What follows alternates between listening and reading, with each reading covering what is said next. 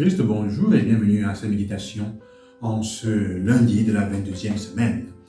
Aujourd'hui, nous commençons à lire l'évangile de Luc et le texte qui nous est proposé est le texte de la visite de Jésus dans son village après sa première sortie. Il est allé tourner, il est allé à Capharnaüm et il revient et sa réputation le précède. Le texte que nous écoutons aujourd'hui nous fait comprendre que nous devons faire attention aux préjugés, à ce que nous pensons connaître sur les gens, quand on pense de savoir tout d'eux-mêmes.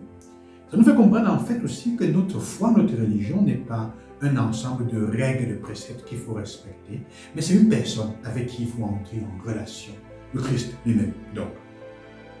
Et il raconte l'histoire, en effet, il fait comprendre comment Dieu, parfois, quand on se trouve dans le sens où on pense connaître toutes les personnes qu'on a en face, Dieu se révèle à ceux qui sont lointains. En effet, ce qu'ils pensent connaître de Dieu, de Jésus, leur prétendue supposée connaissance parfaite de Jésus, d'où il vient, est un obstacle à l'ouverture au don qu'il peut leur faire. C'est ce qui nous arrive parfois, nous pensons connaître tout de Jésus.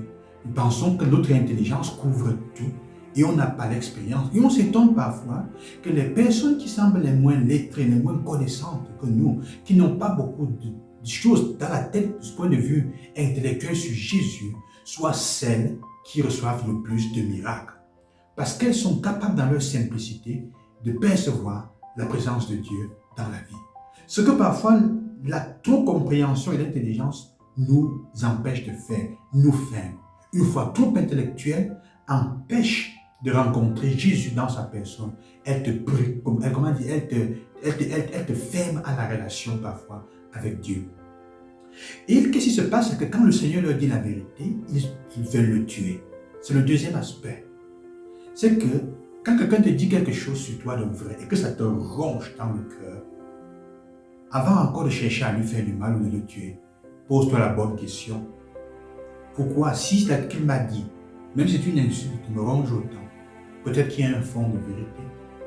Ou s'il n'y a pas un fond de vérité, c'est en train de toucher quelque chose qui est en train de me faire mal, quelque chose que je n'ai pas assumé, quelque chose qui est une tare que je dois revoir, qui ne me rend pas libre. C'est pour ça qu'on veut tuer Jésus, mais passant au milieu d'eux, il s'en va. Mais il est en train de révéler, s'ils avaient le courage d'écouter et de voir ce qu'il avait dit, ils comprendraient qu'il est en train de les aider. Il est en fait en train de leur dire, regardez bien de l'autre côté, il y a quelque chose qui ne va pas. Même le miracle qu'il n'a pas fait physiquement, il est en train de faire un miracle pour eux. Il leur indique où et comment se convertir. Quand on dit souvent la vérité, parfois ça nous blesse, entre guillemets.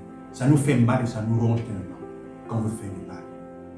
Que le Seigneur nous aide donc en cette semaine, en ce jour déjà, à revoir ces deux choses dans notre vie. Quelle est l'idée que j'ai de Jésus? Ils pensaient savoir tout de lui. Ils étaient stupéfaits par les paroles qui sortaient de sa bouche. Mais c'était une stupéfaction qui disait, on le connaît, ça vient d'où? Ce n'était pas un émerveillement. Et ça arrive aussi qu'avec les autres que nous avons autour de nous, on se comporte comme ça. On pense tout savoir, on ne peut plus s'émerveiller. Que le Seigneur vous donne la grâce de savoir vous émerveiller parce que souvent, c'est à travers les autres qui se révèlent dans les choses qu'ils disent simples et belles et aussi qui vous donne la grâce. Quand une vérité vous fait mal, et vous posez la question, où est-ce que le Seigneur m'appelle à me convertir et à regarder? Bonne journée. Que le Seigneur vous bénisse.